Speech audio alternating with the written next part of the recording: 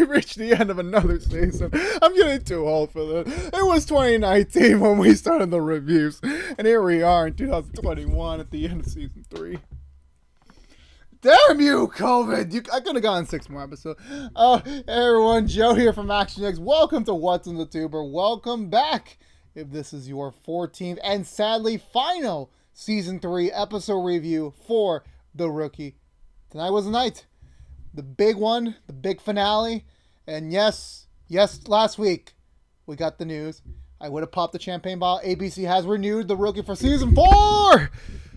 So excited, we'll be back. So this is not a season finale. The cliffhanger will be resolved. I'm so excited. We'll be back some point the next television year. Whether that will be the fall or maybe next year, January. Who the fuck knows right now with everything going on. We'll be back. And I'm excited. I really can't wait to see how they're going to continue things. But at least for this episode felt... I really enjoyed this finale. I really did. But I think if I'm comparing it to the season 2 one overall, I think season 2 still has that beat, considering the fact it was building part of a larger story. And don't get me wrong, this story definitely felt like mostly a culmination of everything the last year, well, the last 5 months have been treating us to, making sure the microphone's on. But even besides that, I still think season 2 still had more suspense and more stress, considering the fact that was the end of the beginning of this story. This definitely felt like we still had more stories to tell, and I'm a little bit peeved on certain decisions. I'll talk more about that towards the end of this review, and as well as when I talk more about season 4 and now how my entire predictions basically changed already. But I'm also very curious to see where the future has to go forward. So with that being said, let's go through the butchered recap and talk about the finale, the third season of The Rookie. We begin with at the Lopez house. Was fairly typically going to be a planned, or actually was so it was going to be a planned chill wedding. The wedding's coming soon. They're happy. Seemingly the gang war is, coming to an end. So it seems like things are kind of calming down a little bit. However, then we have Bradford and Wes come into the door, and Bradford's got a riot shield. And if he's got a riot shield, shit's about to go down, because the war may be over, but apparently some more stuff has arose. So apparently the wedding venue that Lopez and Wesley picked out earlier has apparently been seized because the owner's done some illegal things. So the property's now not being used, and they're probably not going to get their deposit back. So, So Lopez just goes hysterical because she's like, of course, why not? Like, let's just add another damn thing to this pile of, the wedding's basically not happening. But she says, fuck it, we're getting married this Saturday, no matter what it takes. And Wesley's like, yeah, we will do that. Emphasis on Bradford and Wes being in there is like, we? It's like, well, yeah, your storylines are basically done for the season. I mean, it's basically over, so to speak.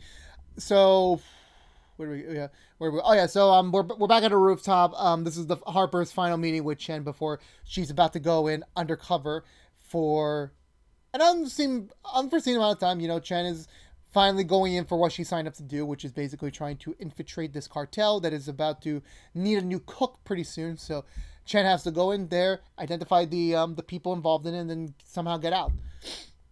That's basically the whole assignment. She gets assigned to this motel, and she basically lives kind of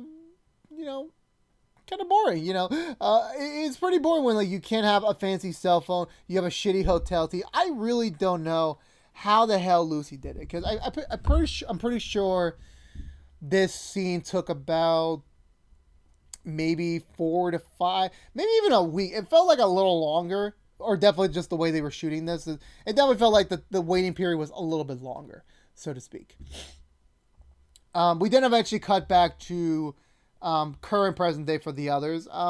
Gray announces the war is over, the drug war is over, the remaining cartel forces are now being absorbed into La Fiera's organization. So, and right now, anyone who's considered independent is going to basically be joining them, making La Fiera the second biggest threat in Southern California. which is scary since, she's becoming a bigger threat. She has no more moral compass, so she's basically free to do whatever the hell she wants. Nolan, thinking ahead of, trying to improve his placement, suggests that they should find the other guy, the other drug dealer who was responsible for this war, via his girlfriend slash baby mama. But apparently, about a dozen cops already and agents already investigated her, and says she doesn't know where he is. So Nolan's allowed to take a crack at it, as well as we get a little bit of a timeline place. Nolan's about to turn. He's about to be done with a rookie in 3 days, and I'm just thinking, oh man, 3 days. Damn it. Although I'm really hoping that by the end of this episode, I think it will be officially classified as he's no longer a rookie. He's just on leave for the wedding. We're jumping a little bit ahead here, but I'll get back to that in a moment. Also, I forgot to mention, that morning, Nolan's having a nice little prepared breakfast when he gets a knock on the door, which turns out to be a beautiful woman in a towel.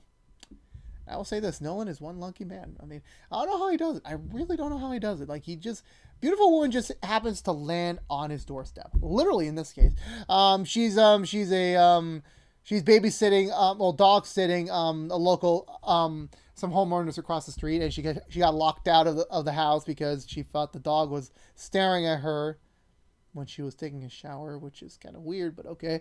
So I don't know how long she was wandering around the neighborhood, but she just conveniently happened to land on Nolan's doorstep. And Nolan just instantly impresses her through in and throughout with, his job, his house, his, witty style. Of course, who wouldn't want? Nolan's basically husband material already. And the fact that his ex-wife, okay, jokes aside, okay, I'm going to stop there. But Nolan for an old man, he knows his moves. He really does. Because he managed to score a first date already. And I'm like, Jesus Christ, Nolan. You are the man. You are the man. You really are.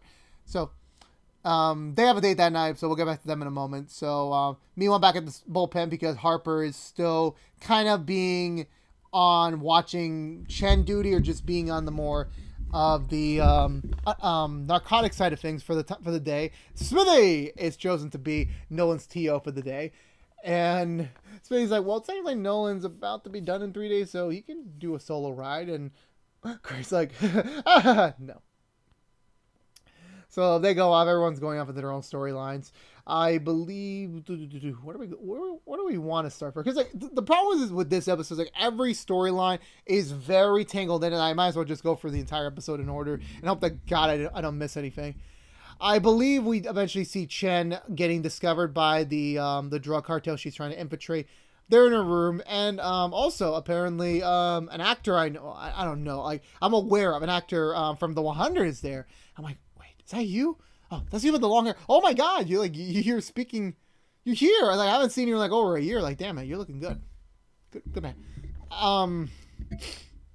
So yeah, they're the recruiter. Well, they just kind of take her away and okay, you're gonna have to cook for us. You have no choice. You have no money. You will get paid for this, but you have to follow our rules. And Chen is in a bit of a prickly situation since all of her usual components, gun, phone, everything is being taken away from them. So she has no choice but to go along with them. I believe, yeah, we get a scene eventually where Wesley's filling in on his mom about the whole situation. Weirdly enough, they meet at the police station, not anywhere else. I guess COVID kind of prohibited them from filming outdoors.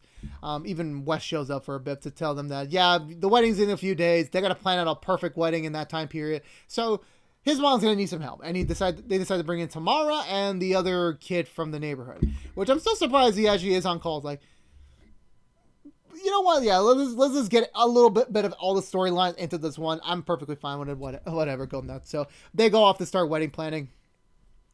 Nolan and Smithy are doing their. I love Smithy so much. He's just so underutilized in the season. We need an episode next season where it's just Smithy. We desperately need that. We really did, because I just want to see Smithy's origin story. I just really do.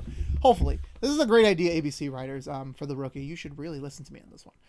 So they're off explaining, and Nolan's obviously asking him questions about about the if he should go, where would he go type thing, trying to figure out where it is. I'm trying to find the right stuff to try and figure out where, they can find this, I forgot his name, Satama?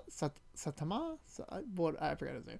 Also, Nolan does ask Smithy about the whole, moving up the ladder, and Smithy basically is honest and said, look, to get successful and to get farther, you have to be willing to look behind the shore. You have to be willing to like, you're okay with like just looking straight ahead and not looking back. And Smithy didn't want to do that. He definitely just wanted to keep pursuing his dream, and which is just staying behind and just cruising at life. So no one takes that under his consideration. Do we get a scene with Lopez? I don't believe she does. Lopez doesn't really get that much to do until like the wedding, I believe. I'm trying to remember. Oh yeah. So Chen is sadly being forced to drive with the cartel members to pick up some not pick up, steal some chemicals for an upcoming cook, and this is a weird tense situation for Chen because she's never really wanted to do this, but she volunteered for this show. She kind of has to like power through for it. Eventually, she actually gets caught by Bradford and Wes, who are aware of her current predicament, so they're kind of having to play this like very strictly by the book, so otherwise they're gonna blow her cover. So they managed to smartly do it. Chen decides to flirt with Bradford while Bradford remains his like stern, tough poker face type dude. But eventually the situation passes and they're able to go forward. Bradford relays the information back to Harper, where she tries to locate the chemical factory they're going to be hitting. But however, there's a few of them, and also they need to let Chen finish this assignment. Otherwise, they basically are doing this for all for nothing. Oh damn, we're so out of order. I apologize. There's just too many storylines going on. I really don't believe Lopez has any other storyline this week. I mean, besides the wedding thing, but like we're so back and forth out of it. She's just appearing out of nowhere. But yeah, I'm totally blanking on what the hell Lopez was.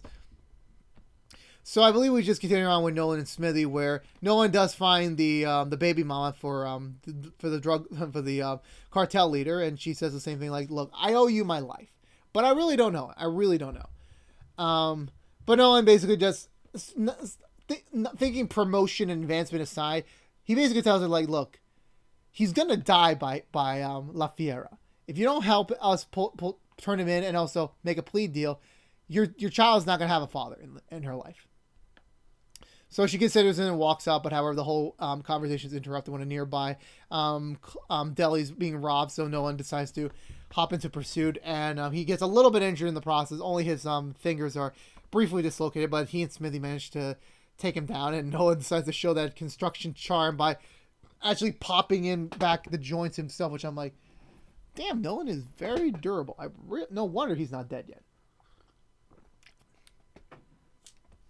So they take him back to the station, about to process him. Nolan then meets this like very snooty lawyer who is mostly responsible for pressing charges against the arrest that the cops make, and he's very straightforward. He kind of reminds me a little bit of Saul Goodman for some reason. I don't know why. Could be just the attitude, could be the suit, and also he looks really familiar to me. I can't quite put my finger on it. He looks really familiar. I just do not remember the hell he was from. Nolan just tells Brees and Gray about the whole matter, and also the fact that he made contact and maybe had inspired a pretty good change in the cartel leader's girlfriend about the whole matter. And Gray's like, oh, that rookie optimism. You just got it, and then eventually it's gonna get crushed out one day, and you're gonna notice. And Smithy just comes like, hey, look, the guy peed himself. You're responsible for cleaning it up. And Gray just laughs so hard, and I'm like, oh, this is great. This is really great. Anyway, heading back to Chen over here. They arrive at the storage facility, and they give Chen a mask and a gun, presuming that she's going to be joining them on this endeavor. And Chen's trying to back out of it. She doesn't want to get involved in this because obviously she can't get involved in this crime, offense wise. But she has kind of really no choice in the matter. Goes in, guns a-blazing. They manage to subdue everyone. However, while they're removing the chemicals, one of the guys, the Bob from the 100, he's being very creepy towards this one female employee, and Chen, even though technically she's not allowed to get involved and try to stop it without blowing her cover, she still has to do it. And also the fact that if she takes out a barrel from this facility, she basically is committing a crime, and that could be held accountable when she eventually comes out of it. So she manages to kind of outsmart her way out of it, and manages to not only do that and also stop the other dude from doing anything sexual with that woman. So they all leave. Yeah, I believe, yeah. So also Harper gets rolled into this, but she decides to let it, play out so that, Chen can like proceed forward with this. But however, the airship she requested so they can keep track of them has shown up late. So they don't even know what the hell Chen is right now. So basically they're going in blind again. I believe, where do we go from here? Where do we go? Where do we go from here? I think we get I honestly forgot where we were with the wedding. Oh yeah. So I forgot. Tamara, the neighborhood kid, and Wesley's mother visits a potential venue place, which currently is still like doing renovations and stuff like that. But they managed to snake their way through and said like, look, here's the money. You got no reservations. We'll fix it up for you, and we'll expect a discount, and you can give us the place by Saturday. And it seemed to have worked. Can't even tell you how or why. Nolan and Smithy hit the road again, and he finds that they figured out where the guy is. He comes out in a very cliche, hoodie over his face, hope to God no one recognizes him, and no one immediately recognizes him. And of course he begs him again, like, look, accept the plea deal, just turn on your buddies, and then you can live to see your daughter or son. I forgot which one he was. Goddamn, I'm sorry, I'm tired. But he's like, nope, I am not going to snitch. I am not going to rat it to the cops. And the moment he turns around, Nolan sees a glaring light from the distance, indicating there's a sniper, and the sniper kills the cartel leader, meaning that La Fiera has gotten her revenge. So I believe from there they head back to the station. Smithy's basically mad, like, I had a perfect streak of not getting involved directly in these things. I hang with no one for one day, and I got a sniper. Pension don't pay. Sorry, pension don't pay enough for this. Say, Nolan gets carted away while Bradford kind of scolds Harper for a bit that, you let Chen get away, and now they don't know where she is. She could probably be cooking right now. And another big thing about this whole undercover thing, especially in Chen's position, is that she is not allowed for any product she cooked to be out on the street. Otherwise, she is held accountable for that. So they need to find Chen now. They got to pull her out of this and make sure she, can still get out of this. So we cut to this cook lab that not nearby, but like in the Cali area, where Chen is taking a little bit of a breather during the cook. The main henchman is kind of bad that she should be hurrying up with the batch because they need to like shoot out a bunch of product in the morning. And Chen's like, look, you need to be patient. This takes time. It's a lot of exposure, but the guy's like, nope, we need our material now. We need our product. So they do that. I believe, Nolan gets a call from the ADA, the person he met before, the lawyer dude, the guy that I recognize, but I don't remember his name. He meets up with him. Apparently, the robber that Nolan stopped while he was injured is being charged on felony, even though technically it's morally a misdemeanor or something like that. But the guy's like, look, let me know. I know how to do my job. You do your job. Don't worry about it. It's not your business. You're putting him away. But no one, like, that's not fair. He's supposed to get charged what he actually did, not because, you decide to give him a felony just because he did something, a little bit less. They have a little bit of an argument, but they eventually leave. Noah, needing some, actual backup, calls in his professor, as well as the same night that his date comes through, which is kind of awkward because, like, for me, I keep thinking like, oh, his professor low key kind of likes him, but then on the second, this other girl definitely does have a thing for Nolan. So they just talk. They talk about what's going on with the whole like this issue in the system. No one wants to kind of get really inverse. Kind of a weird first date, to be honest with you. That you're getting basically taught by a professor on your first date. Very weird, to be honest with you. That night, Bradford, Wesley, Wes, Tamara, the neighborhood kid, and Wesley's mom all convene for a wedding update. It seems like everything's going smoothly, to be honest. They're getting everything slowly checked off, but neighborhood kid kind of feels a little bit bad that he's only there for money, not really there because he wants to be too. But Wes is like, don't worry about it. You're really helping out, so don't worry. You do really matter to this team. So that was pretty funny. Also, I found it funny that the mom didn't even know, like, who's Cardi B. Like, I don't even know who Cardi B is, and I'm supposed to be like this hip young guy. Like, I really don't know who the fuck Cardi B is. No offense to her. I'm pretty sure she's a pretty good musician and she cares about her work. Don't get me wrong. I just legitimately don't know her. I really don't. So yeah, I believe we do get a scene before we get to the big bust. Oh no, oh yeah, actually no, not yet. We're not there yet. Chen is finishing up the cook. They're loading it up to the trucks. Chen needs an opportunity to kind of like text Harper of our current situation. The other guy kind of walks in and says like, "Yo, where's all the rest of the product?" And she's like, "That's all I was able to make. I mean, you basically wanted a rush job, you know, that's also, you know, good product, you know, that's all you're going to get." And the guy's mad, like, you know, "Yo, we got people to like fulfill. This needs to go on the street. You know, you can't be doing this." He slaps her. Chen, you know, attempts to, not, what was the terminology? Tries to, for him to, understand, you know, you need me. Let me get this done quickly, you know. Let's get this done. And he's like, "Okay, sure, but you're going to have to get one of our associates to stay here with you to like watch you." But before that can even happen, gunfire outside. Turns out La Fiegra's crew is there. They shoot down, I'm pretty sure, Bob and the other dude, and grazes the other shooter. Chen manages to get through to Harper, lets her know about her location and stuff like that. So they managed to do that. And yeah, but however, the La Fiegra's crew walks in, takes Chen.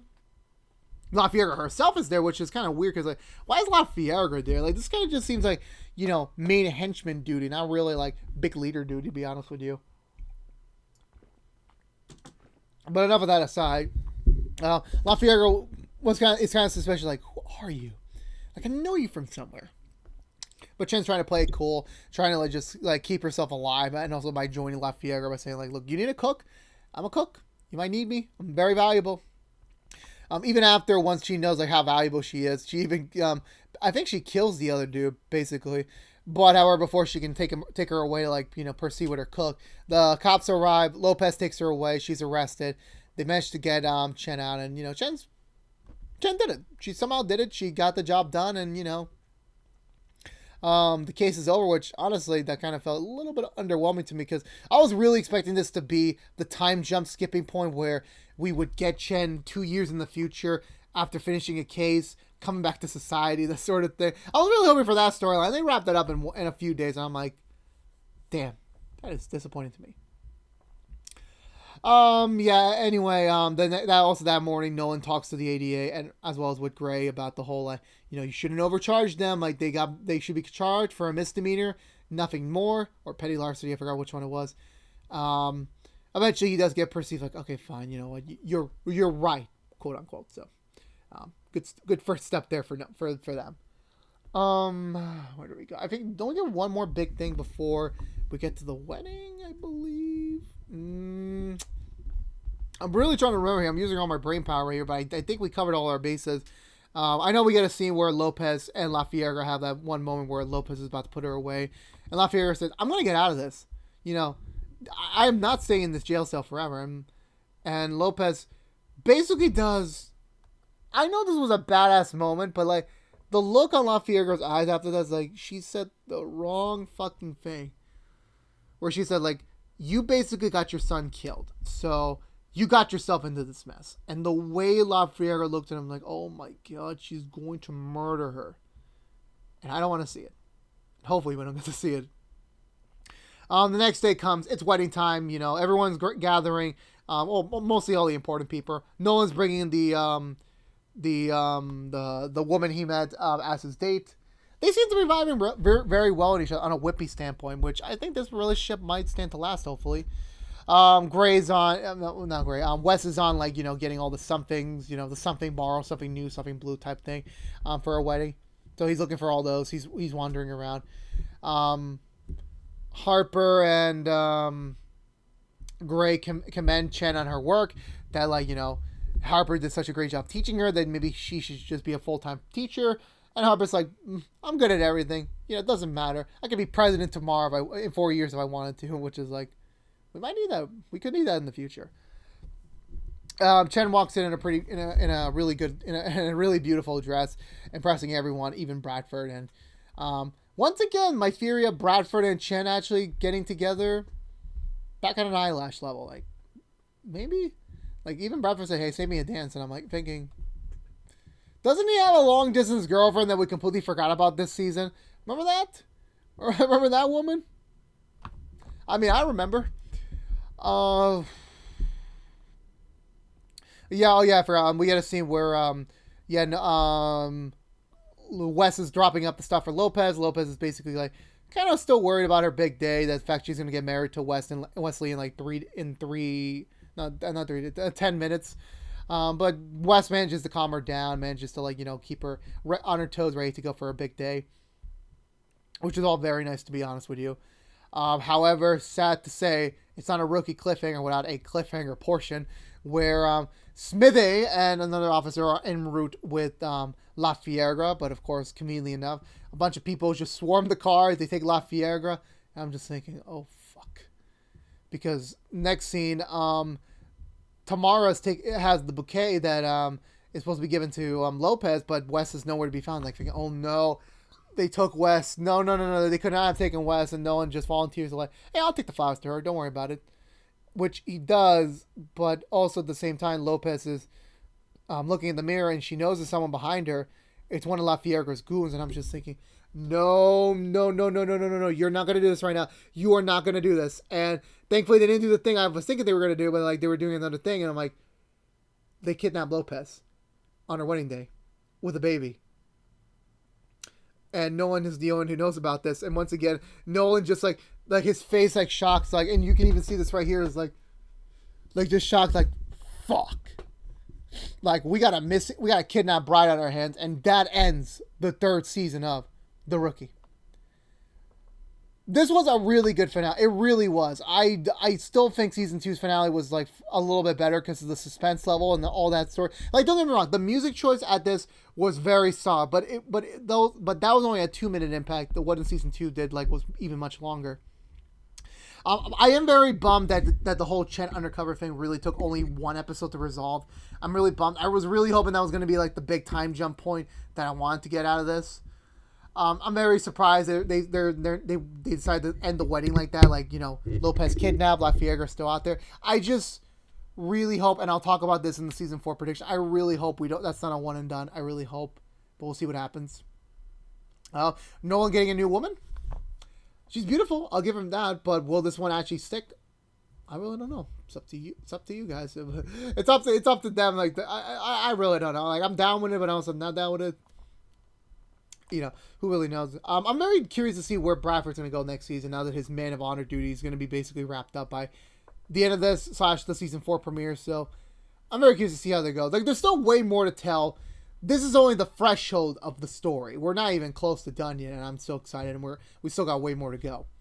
So with that being said, I give this episode, even with my little problems with rushing Chen's undercover storyline just a bit, and cramming a little bit too much in there, I still really enjoyed it. I give this episode 2 thumbs up because it was just so dang good the moments through and through. I really did enjoy it, and and that is gonna do it for me, everyone, on the final Rookie season 3 episode review. So let me know in the comments below, what did you think of the season 3 finale? Let me know in the comments below. I need to talk to people about it. Please let me know. Talk to me. I want to have a conversation. I comment to every comment, so don't worry. Go below. So with that being said, I think that's going to do it for me. So if you're unaware, this has been What's on the Tube, reviewing every episode in the 3rd season of The Rookie. If you want to know what we're doing overall on our What's on the Tube besides our now completed Rookie episode reviews, we're doing Nancy Drew episode reviews for season 2 each and every Thursday morning after a brand new episode on Wednesday nights on the CW, or free the next day on the CW app. We're also doing Walker episode reviews each and every Friday morning after a brand new episode on Thursday nights on the CW, or free the next day on the CW app. We are also doing High School Musical, the series episode reviews each and every Saturday mornings after a brand new episode on Fridays on Disney+. But if you only care about The Rookie, even though that we're done for the season, we're completed, we're not done with the Rookie content just quite yet. Next week, next Monday morning, we're going to be reviewing the entirety of Season 3, non-spoilers. So if you have not yet watched the Rookie Season 3, you're going to wait to binge it all on Hulu, and you want to just hear, like, what was the overall feel of the season? You get to know it there. And now that the whole story's been fully told, so to speak. And then the week after that, we will be doing our Season 4 predictions video to when Season 4 of The Rookie will premiere. And that will conclude our rookie content. So we still have 2 more weeks to go, so don't worry, we're not quite done yet. So stay tuned for all that. But until then, until next time, this has been What's the Two from ActionX. If you want to see more of us, please subscribe to ActionX on YouTube.com. Ring that bell for notification when our next rookie video is live, which is normally each and every Monday mornings. Like, favorite, share this review if you want to, but it helps us get us out there to other members of the Rookie Nation who has yet to discover us. Helps us beat up that YouTube algorithm I still don't understand for the life of me. And sharing is always for free on the web. Follow us on social media to stay up to date with any sort of updates for the channel. Follow us on Twitch. Until next time, Rookie Nation, I'll see y'all next week for the Season 3 review. But if you're sticking around for Season 4 predictions, I'll see you in 2 weeks. But if this is somehow the end of the road, I really enjoyed reviewing each and every Season 3 episode review with you. It's been a treat. It's been my pleasure to serve you as an audience, to be able to talk about Rookie for every episode on time this season. I'm very excited. So this is the end for us for now. I'll see you all in Season 4, hopefully sometime this fall, maybe next year, hopefully this fall. But until then, stay safe out there in this world. Be good to each other. And as always, peace out. And I'm going to miss you.